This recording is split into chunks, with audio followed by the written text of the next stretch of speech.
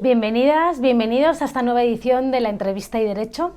Hoy nos visita alguien que viene del corazón del Poder Judicial, pero no estamos hablando de jueces y magistrados, estamos hablando de una fiscal, porque la Fiscalía también, los fiscales también forman parte del Poder Judicial, aunque con otra función.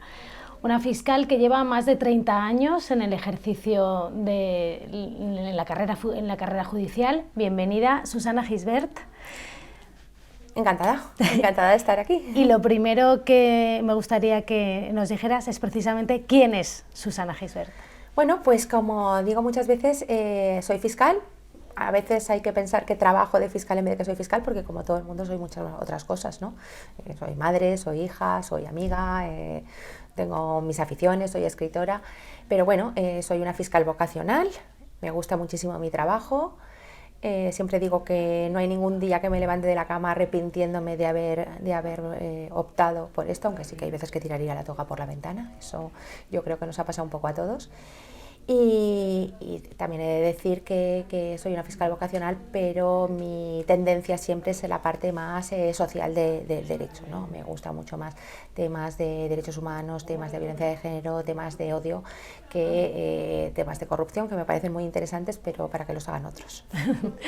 Eres fiscal por vocación, esos temas que mencionas son a los que te has dedicado principalmente, pero antes de entrar en ellos, me gustaría que nos ayudaras a entender un poco mejor qué hace y qué no hace un fiscal dentro del ámbito del Poder Judicial.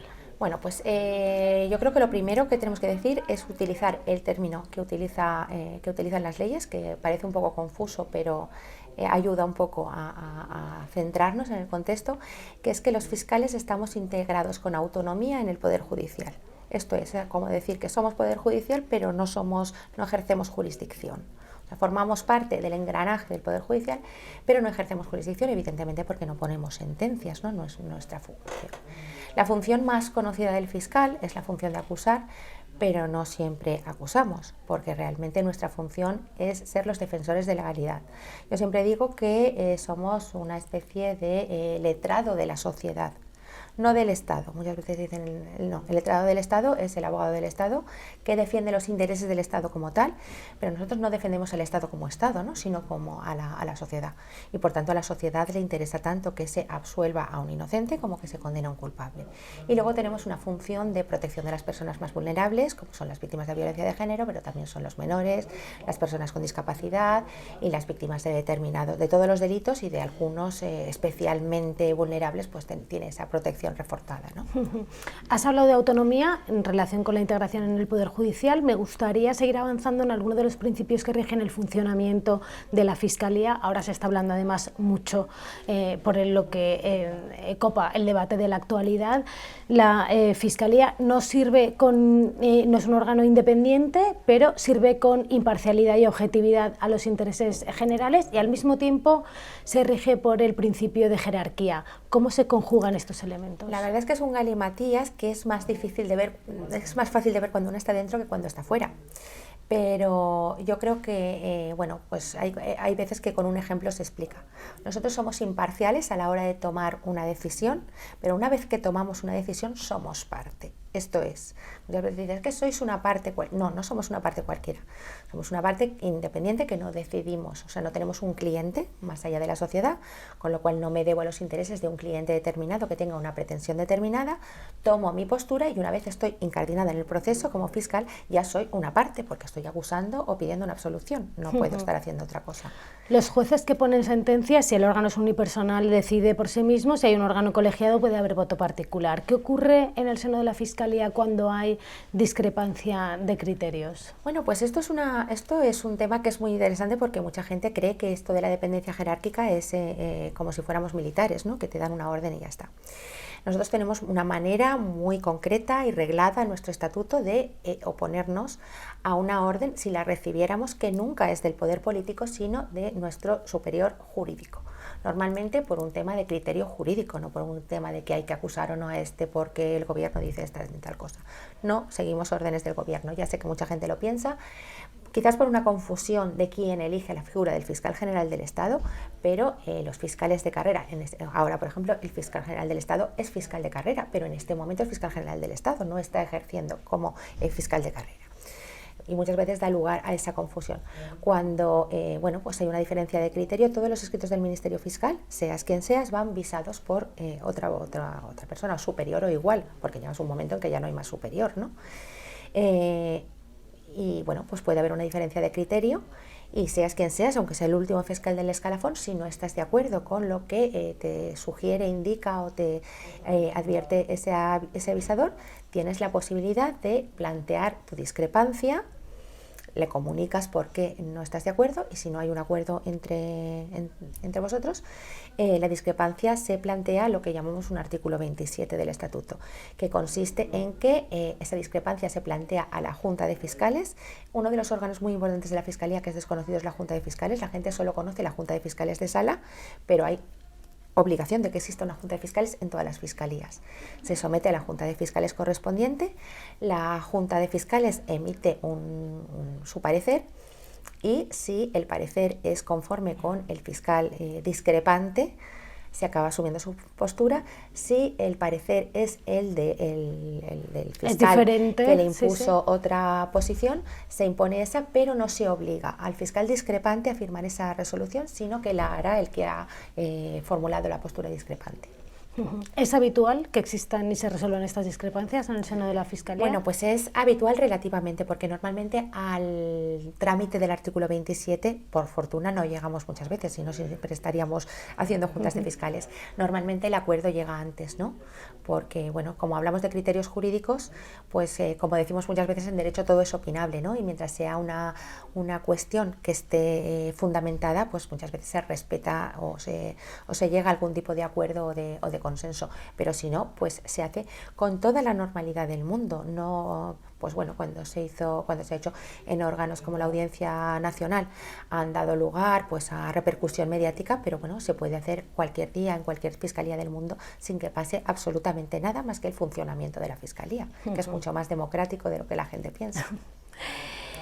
Entrando ya en materia en relación con las áreas en las que te vienes desempeñando como fiscal, eres fiscal especialista en violencia de género, es un tema del que se habla recurrentemente, es un problema grave por lo extendida que está la violencia de género, no solamente en España, sino a nivel global en el mundo, pero centrándonos aquí en el papel de la Fiscalía, ¿cuál es la misión de una fiscal que se ocupa de la violencia de género y qué abarca? Porque hablamos de violencia de género en términos coloquiales, pero jurídicamente, ¿de qué estamos hablando cuando hablamos de violencia de género? Bueno, pues el papel de la fiscal de violencia de género, lo primero que hay que explicar es que es una jurisdicción diferente a todas, porque es el único caso en que en una jurisdicción penal se llevan asuntos civiles. Esto quiere decir que todos los asuntos civiles derivados de esa pareja que ha tenido ese problema de violencia de género, sea el divorcio, sea la custodia de los hijos, sea la nulidad del matrimonio, se llevará en ese juzgado. Pero no cambia la naturaleza de la jurisdicción es penal. Si no hay delito, aunque luego se absuelva, no se entra en la jurisdicción civil, no son como los órganos mixtos que llevan civil y penal. Entonces, bueno, pues nuestra función es intervenir tanto en el asunto penal como en el asunto civil, en el que además, al conocer la historia penal de esa pareja, nuestras resoluciones serán mucho más adecuadas a la realidad de esa pareja que si conoce un juez o un fiscal en un procedimiento civil que no tiene ni idea de lo que ha pasado, ¿no? Por otro lado, informamos en las órdenes de protección y en las medidas cautelares, tanto en la prisión como en los alejamientos, como en cualquier otra medida, pues como puede ser una privación del pasaporte, una necesidad de comparecencia pudacta, la imposición de un dispositivo, siempre necesita el informe del fiscal. Y bueno, adoptamos todas estas medidas. También en vía diligencia podemos recibir denuncias y en vía diligencias de investigación será el fiscal quien inicie el procedimiento. Y luego hay una parte que es bastante desconocida, que es lo que pasa cuando en un procedimiento civil que se lleva a un juzgado de familia, de repente resulta que hay un asunto de violencia de género. Surge que la mujer cuenta que se quiere divorciar porque él le ha pegado, cosa que no ha dicho antes. Entonces es el fiscal o la fiscal quien acude y rescata por decirlo de alguna manera un poco coloquial, ese asunto para que vaya al juzgado de violencia de género, porque son delitos perseguibles de oficio. Se ha cuestionado mucho en términos de garantías el que hubiera en algunos aspectos un tratado diferenciado, un tratamiento legal diferenciado a hombres o mujeres en el ámbito de la violencia de género. ¿Dónde hay trato diferencial y dónde no lo hay? Para clarificar algunas cuestiones que generan mucha confusión. Una cosa con toda claridad. Hay un trato diferenciado pero no diferente.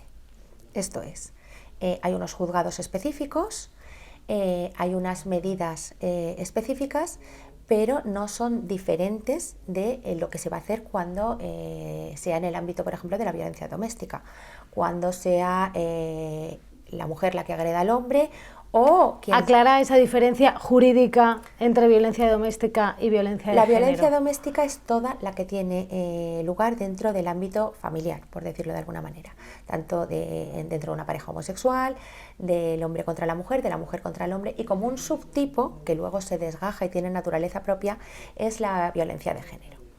¿Quiere esto decir que tienen más ventajas, como nos venden muchas veces las mujeres que son agredidas que los hombres que son agredidos?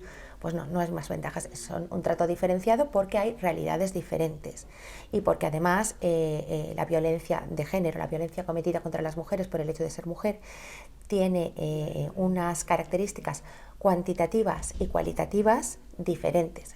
Si vamos a la estadística, es evidente que el número de mujeres asesinadas por sus parejas o exparejas es muy, muy, muy superior al de el supuesto contrario. Por eso se necesita una estrategia, unas medidas que en el otro caso no se necesitan. ¿Esto quiere decir que la mujer que mata a su marido va a tener una pena diferente? Pues no. ¿Quiere decir que si un hombre tiene miedo de que una mujer le agreda no va a tener una orden de protección? Pues tampoco. Las órdenes de protección están previstas en ambos casos y están previstas además con carácter previo a la ley integral de violencia contra las mujeres. Exactamente, mucha gente cree y además lo afirma llenándose la boca, ¿no? Que las órdenes de protección son una medida exclusiva de las mujeres y que además se impusieron por la ley integral y todas estas cosas. Esto no es así. La orden de protección se creó por una ley de 2003 y vale para todo el ámbito de la violencia doméstica. Esto es, mujeres contra hombres, parejas homosexuales, hijos contra padres, padres contra hijos. En todos estos casos cabe una orden de protección, no es exclusiva de las mujeres como víctimas.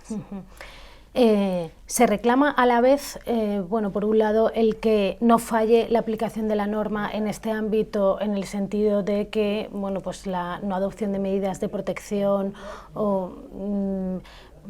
esté dando lugar, o el no acompañamiento suficiente a las víctimas, a que una dificultad para frenar esos asesinatos de mujeres, pero también al mismo tiempo el que se preserve con todas las garantías propias del proceso penal la presunción de inocencia. ¿Cuáles son los retos jurídicos y no jurídicos desde tu experiencia para afrontar la violencia de género? Pues yo creo que lo primero que tenemos que tener claro es que en derecho penal lo que hacemos es gestionar el fracaso. Y lo que hacemos es gestionar el fracaso de todo lo anterior, que es lo que evitará a la larga. Nosotros ponemos tiritas, pero no tenemos vacunas ni evitamos la infección. La educación en igualdad, las medidas preventivas de otra índole son los que a la larga harán que la violencia de género, si todo funciona como debiera, vaya disminuyendo. Pero nosotros actuamos cuando ya hay un hecho delictivo, que si son unas amenazas podemos actuar para evitar que esas amenazas se cumplan. Pero si no hay un hecho delictivo, el juzgado de violencia sobre la mujer no puede hacer nada. Esto es, si una mujer viene diciendo que tiene mucho miedo de su expareja porque ha salido de prisión, ha cumplido su pena y cree que le va a hacer algo, si no le ha amenazado, nosotros como juzgado de violencia de género no podemos hacer nada más que ponerlo en conocimiento de la policía por si quiere establecer una vigilancia o algo de este tipo, pero no podemos poner ninguna medida. No es que no creamos a la mujer, es que muchas veces se confunde, es que no me han creído, no, sí la creemos. Y hay muchas mujeres que estoy convencida de que tienen miedo, pero no tengo prueba para seguir adelante. Y si no sigo adelante no puedo poner una medida cautelar, porque las órdenes de protección y las medidas de alejamiento son una medida cautelar de un proceso penal abierto por la comisión de un hecho delictivo. Entonces tenemos que tener muy claro que la solución no está en el derecho penal sanciona, el derecho penal evita otros resultados además del producido, pero no, la solución está en que la ley integral sea integral. Cuando se habla de la ley integral de violencia de género, la mayoría de gente piensa en asesinatos, alejamientos, pulseras, prisiones, pero no piensa en todas las demás cosas que son muy positivas y de las que se habla poco.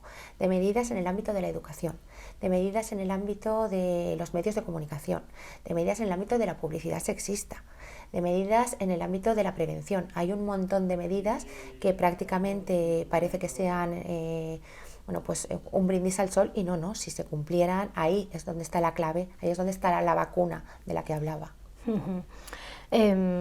Quiero ahora pasar a otro tema que también tiene siempre, da lugar siempre a mucho debate social sobre lo que sí o no se debería hacer desde la Fiscalía y cómo intervenir, y del que también es especialista, que son los delitos de odio. Muchas veces, pues ante gruesas manifestaciones se pretende, que intervenga el Ministerio Fiscal, que investigue si son constitutivas de delito determinadas expresiones, qué es y qué no es un delito de odio. La verdad es que, sobre todo ahora en el universo de las redes, siempre hay alguien que dice, ¿dónde está la Fiscalía? Pues la Fiscalía está en sus despachos, no puede estar leyendo Twitter a ver a quién se le calienta la boca con determinadas expresiones. Que por supuesto si hay algo que es constitutivo, si llega a nuestro conocimiento, bien porque somos usuarios o bien porque nos lo dice alguien, se puede abrir, pero no se puede hacer una caza de brujas desde redes sociales, esto sería una barbaridad. Y lo primero que tenemos que decir es que, aunque los llamemos delitos de odio, no todo el odio es delito. Uno puede odiar muchísimo, demostrar que odia muchísimo, pero odiar no es delito, ni a ningún colectivo ni a nadie, ¿no? Pero es que además que odiar no es delito, el delito de odio tiene que tener determinadas características. Si se comete por expresión, tiene que incitar al odio, difundir el odio y crear ese ambiente de hostilidad contra un determinado colectivo, contra una determinada persona por una de las causas de discriminación. Y por otro lado, las causas, los motivos de delitos de odio son motivos tasados. Están en el artículo 510, están en el artículo 22.4 del Código Penal y no podemos ampliarlos, ¿no? Pues son los que todo el mundo se hace la idea, la ideología, la orientación sexual, el género, la discapacidad, pero ahora, por ejemplo, también la aporofobia, pero hubo un momento en que la aporofobia, el odio al pobre, no estaba contenido. Y aunque pensáramos que ontológicamente esa discriminación tenía las características, mientras no esté ahí, esto nos puede pasar, pues no sé, se me ocurre ahora, por ejemplo, con la gordofobia, ¿no? A alguien se le discrimina por su aspecto físico, por ser gordo, ¿no? Por ser obeso. Esto no está contemplado como uno de los temas. Uno de los motivos de estos artículos. Podríamos ir a un delito contra la integridad moral, pero no estaríamos hablando de delito de odio. Bueno, y además es una garantía el hecho de que no se pueda realizar una interpretación extensiva de lo que recoge como delitos, ¿no? Porque el derecho penal tiene una interpretación de carácter restrictivo. Pues muchas veces se ha ponderado la existencia de una cláusula que dijera y otras de semejante naturaleza, pero habría que perfilar mucho esa frase para que no fuera una cláusula abierta a todo, ¿no? Y pudiera dar lugar. Pero yo creo que lo importante es decir que cuando se comete un delito de odio es porque se difunde y se incita a que otras personas cometan actos sea de palabra o de obra contra determinados colectivos o contra determinadas personas por estos motivos, y cuando no hay esa difusión, aunque el insulto sea muy grave, no se comete el delito. Y luego hay otra modalidad, que es la que es por acción, aunque no sea solo por acción, que puede ser también de palabra, que es cuando se humilla a alguien por estas razones, pero tiene que estar claro que es una humillación no es un simple insulto. Ni la crítica política gruesa. Por supuesto que la crítica política, y luego, pues con el tema de la ideología es todavía más fina la línea, ¿no? Porque ¿dónde estamos en la crítica a un político por las decisiones que ha tomado o estar atacándole por su ideología? Y eso es un tema que hay que ir a cada caso concreto y a las circunstancias concretas de cada caso para interpretarlo. Porque el riesgo también, ¿no?, de cercenar la libertad de expresión es muy alto. No, claro, la libertad de expresión es uno de los pilares de nuestro ordenamiento, pero igual que la libertad de acción tiene un límite que son los derechos de los demás. Yo puedo hacer lo que quiera, pero no puedo darte un bofetón. Pues de la misma manera yo puedo decirte lo que quiera, pero no puedo traspasar esos límites del respeto por determinada que llegan a la discriminación. Lo que pasa es que muchas veces en los delitos contra la libertad de expresión se mezclan cosas, ¿no? Y hay mucha tendencia a confundirlos o a mezclarlos con los delitos de enaltecimiento del terrorismo, que no tienen nada que ver. Lo único que tienen en común es que, bueno, pues es una limitación de la libertad de expresión, pero los delitos de enaltecimiento del terrorismo no son delitos de odio. A mí me ha pasado incluso que hay abogados que vienen a juicio y para defender a su cliente de un delito de odio me están alegando la jurisprudencia del enaltecimiento del terrorismo, que no tiene la misma base ni la misma conducta típica.